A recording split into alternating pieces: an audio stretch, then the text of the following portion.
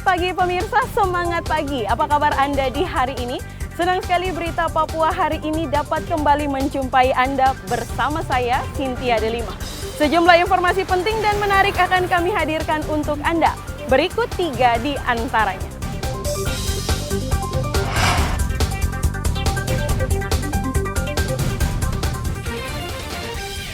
Seorang wanita di distrik Jita, Mimika, tewas dimakan buaya.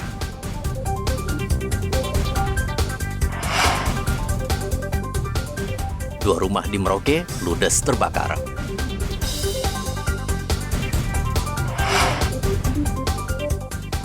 Polisi ringkus pemilik pabrik senjata api rakitan di Manokwari.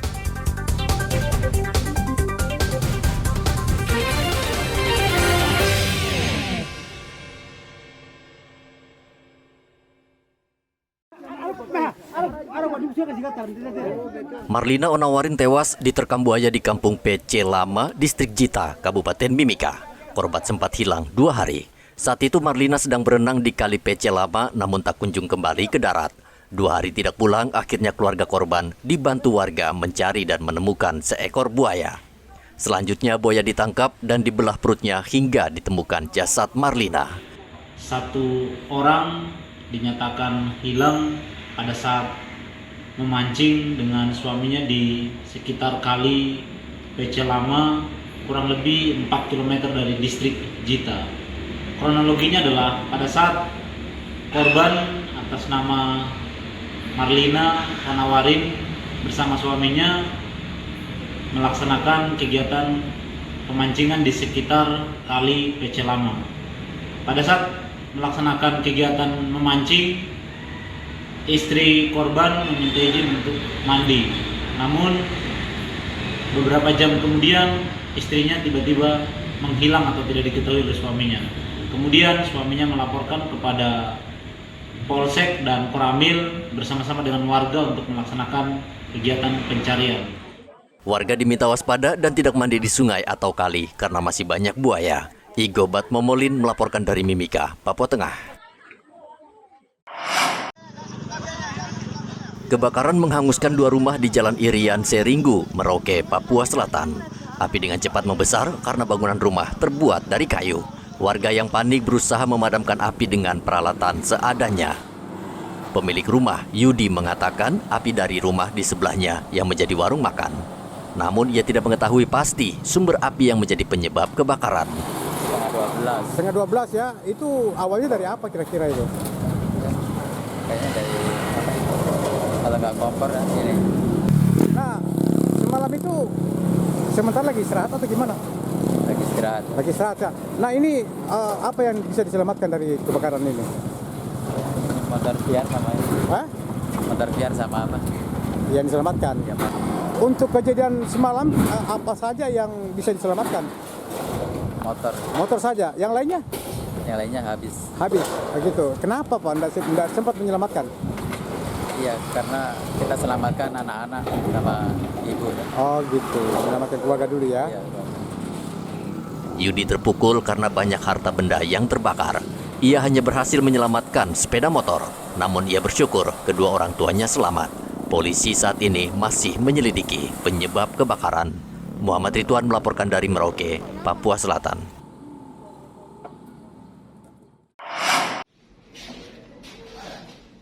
Polresta Manokwari menangkap seorang pemilik gudang produksi senjata rakitan di Pravi, Manokwari, Papua Barat. Tersangka ditangkap berdasarkan pengembangan dari penangkapan 6 orang dengan 12 pucuk senjata pada Oktober lalu. Polisi kini masih memburu 1 orang yang masuk dalam daftar pencarian orang. Nah ini masih kami kembangkan. Itu ada 8 pucuk senpi sama amunisi 2 butir. Nah kami informasikan pada rekan-rekan, ini masih kami kembangkan lagi karena ada temuan lagi DPO yang akan kami kejar yang sudah mengedarkan senjata, itu sekitar puluhan informasinya. Nah kami berharap dari rekan-rekan media juga apabila nanti mendapatkan informasi dari masyarakat terkait mendengar tentang adanya peredaran senpi rakitan ini, tolong disampaikan kepada kami nanti melalui KBO Reskrim boleh, Kanit Tipiter boleh sebagai Kanit Tipsus yang saya bentuk, karena ini tidak akan berhenti. Apalagi sekarang suasana menjelang pemilu, kita mau menciptakan situasi yang kondusif, tidak ada gangguan. Selain menangkap 1 orang, polisi juga menyita 8 senjata api rakitan dan 2 butir peluru. Polresta Manokwari serius memberantas peredaran senjata api ilegal di Manokwari, Papua Barat. Apalagi saat ini, situasi menjelang pemilu dan kepolisian tidak mau mengambil resiko. Edi melaporkan dari Manokwari, Papua Barat.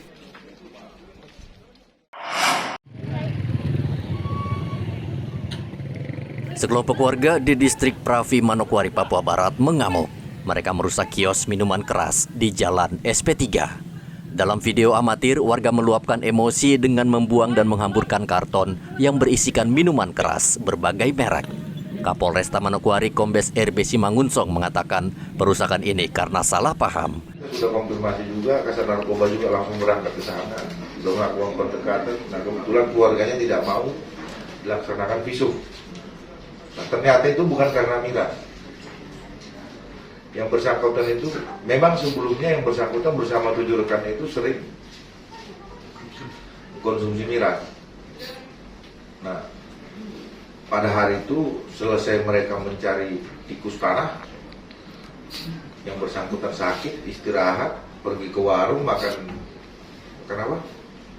Makan biskuit sama kopi, tiba-tiba sakit dadanya, dibawa ke rumah. Tiba-tiba kejang meninggal. Nah kita minta visum sama keluarganya, nggak mau keluarganya, dan keluarganya juga sudah mengakui bahwasannya yang bersangkutan sakit, ada sakit-sakit sebelumnya. Nah sekarang mereka sudah tadi malam mereka sudah membuat pertemuan dari keluarga korban menuntut yang 6 orang rekannya lainnya, 6 atau 7 rekan lainnya itu yang sering ngajak yang bersangkutan keluar, akhirnya bayar denda.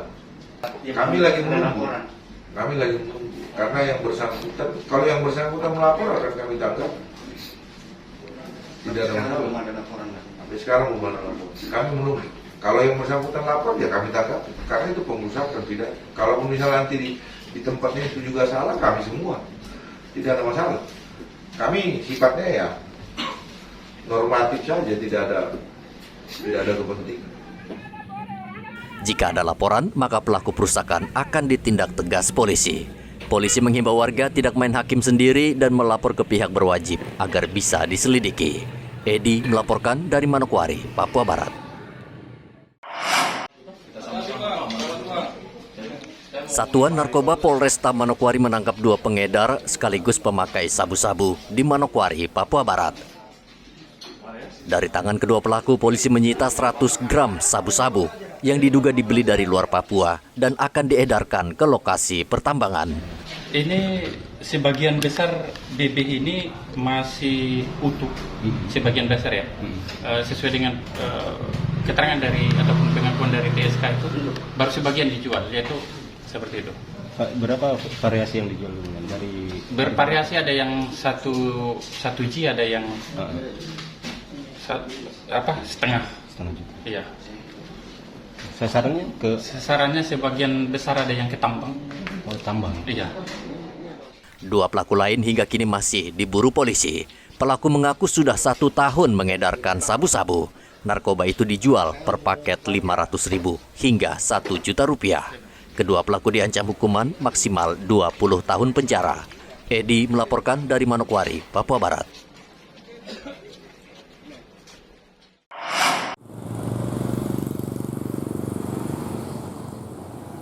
Dampak kenaikan harga kedelai dirasakan penjual tempe atau gorengan di Merauke, Papua Selatan.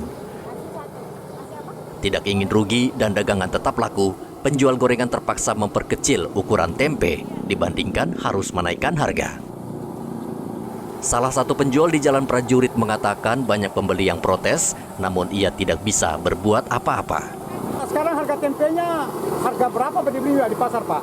5.000. 5.000 dapat berapa? 1 bungkus. 1 bungkus ya. Nah, ini kan ada kenaikan harga tempe. Bapak ada kenaikannya tidak ada, Pak? Tetap. Nah, apanya saya yang Bapak lihat agak sedikit berkurang. Ukurannya agak pendek. Agak pendek ya. Terus kalau Bapak jualnya di sini seperti apa Pak? Harganya per satu buah tempe gorengnya ini? 35.000. 35.000. Bapak juga ada sedikit mengurangi bentuknya, ukurannya? Tidak Tetap. dari sananya. Nah kalau satu potong tempe itu dijadikan berapa Pak? Ada 4, kadang 5, 4 potong Pak ya? kadang Iya. 5, 4. Tapi untuk pembeli ada mengeluh tidak Pak kalau ukurannya kecil itu Pak? Tetap ya Pak ya? Tapi omset Bapak, penghasilan Bapak ada berkurang tidak? Ya agak berkurang. Kenapa itu Pak? Tergantung apa di sini. Oh gitu. Tanggal tua ke apa? Tapi memang dari ukuran tempe itu Pak ya? Sejumlah penjual gorengan kini menjual 3 tempe goreng seharga Rp5.000. Mereka belum berani menaikkan karena takut rugi. Muhammad Ridwan melaporkan dari Merauke, Papua Selatan.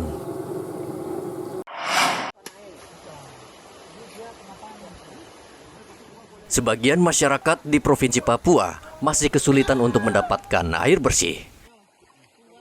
Apalagi di musim kemarau, banyak sumber air yang kering. Kondisi ini menjadi perhatian Kodam 17 Cendrawasih. Sepanjang tahun ini, Kodam sudah membangun 17 titik air untuk memenuhi kebutuhan masyarakat yang tersebar di 4 kabupaten dan kota. Kodam berharap hingga akhir tahun pembangunan air bersih bisa mencapai target sebanyak 20 titik. Program air bersih ini dilakukan secara nasional karena air merupakan kebutuhan pokok manusia. Jadi kita tidak bisa membicarakan hal-hal yang besar, tetapi masyarakat kita masih banyak sekali kekurangan air minum atau air bersih ini. Khususnya di daerah Papua. Ini untuk di daerah Papua ini, untuk mendapatkan air bersih ini sebenarnya tidak terlalu sulit. Dan masyarakat setempat memang sangat membutuhkan akan air bersih tersebut. Dan masyarakat justru berharap ke depannya program ini harus berkesinambungan dan terus berlanjut. Sehingga titik-titiknya juga akan semakin besar. Sekarang sudah selesai 17 titik. Dan ini akan terus berlanjut. Kami sudah selesaikan di Timika, kemudian di Wamena, dan di daerah distrik Kemtuk. Dan sini sudah masuk di Arsai. Nanti juga akan ke depannya akan di gereja-gereja juga akan kita bantu. Untuk program air bersih ini, Kodam 17 membangun pompa hidran, sumur bor, serta penyaluran air secara gravitasi. Hendra melaporkan dari Kota Jayapura, Papua.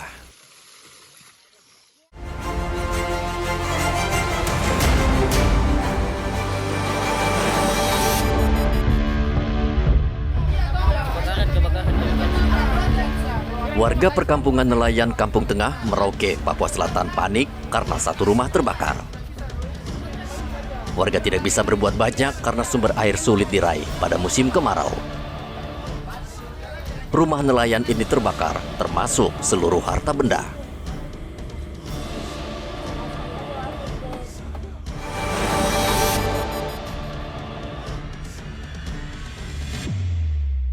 Satgas Penegakan Hukum Operasi Damai Kartens menangkap salah satu pembunuh aktivis perempuan Michelle Kurisidoga. Pelaku Jendri Wanimbo yang berusia 30 tahun ditangkap di Kabupaten Lanijaya.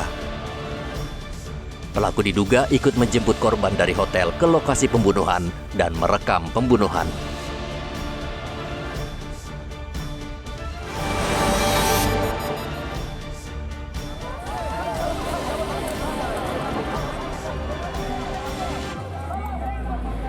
Anggota Polres Merauke saling pukul dan lempar dengan sekelompok orang dalam skenario latihan pengamanan saat pemilu di halaman Polres Merauke.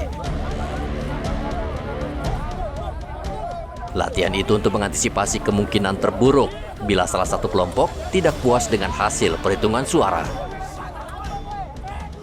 Salah satu polisi mengalami cedera kaki akibat terjatuh dari mobil resmo saat latihan.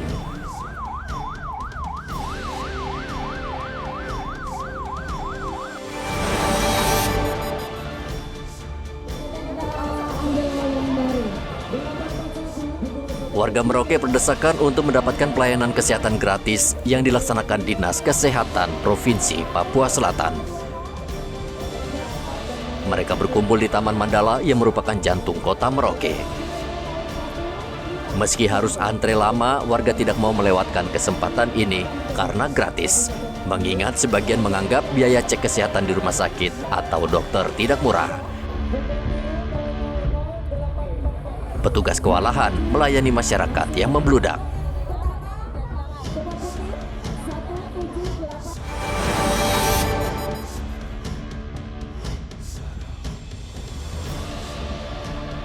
Petugas Komisi Pemberantasan Korupsi menyegel ruang kantor Badan Keuangan Kabupaten Sorong, Papua Barat Daya.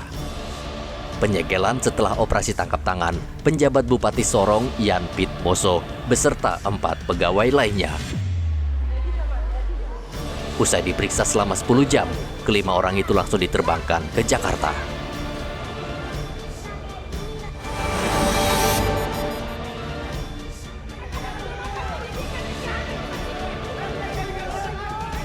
Nelayan tradisional di Manokwari, Papua Barat menggelar unjuk rasa di kantor Dinas Kelautan dan Perikanan Papua Barat. Nelayan menuntut pemerintah melarang kapal luar daerah yang mencari ikan di perairan Laut Manokwari karena mempengaruhi hasil tangkapan. Selain itu, banyaknya kapal ikan yang beroperasi juga mencemari perairan Manokwari. Nelayan menduga ada oknum tertentu yang sengaja memberikan izin kapal luar daerah masuk perairan Manokwari.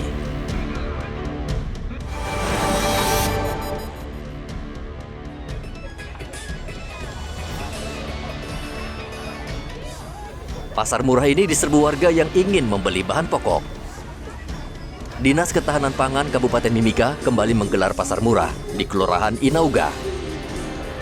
Gerakan pangan murah ini merupakan hasil koordinasi dengan Dinas Ketahanan Pangan Kabupaten Mimika untuk membantu masyarakat setempat. Di pasar murah dijual barang kebutuhan pokok seperti beras, gula, telur ayam, ayam potong, tepung, dan minyak goreng. Di pasar ini juga dijual hasil kebun seperti ubi jalar dan singkong hingga bumbu dapur dengan harga murah.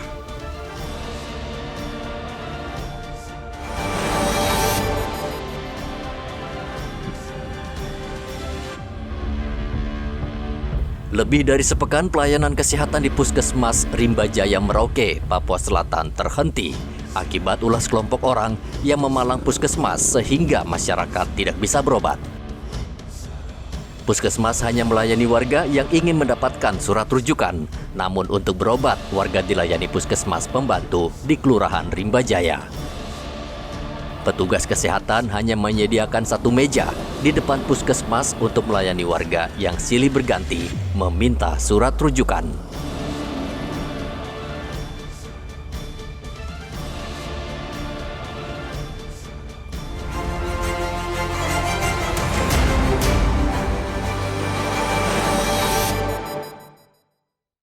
Pemirsa, berita yang baru saja Anda saksikan sekaligus menutup jumpa kita dalam Berita Papua pagi ini. Bersama kru yang bertugas, saya Cynthia Delima ucapkan terima kasih dan kami pamit undur diri. Selamat pagi, semangat pagi, dan wanyambe.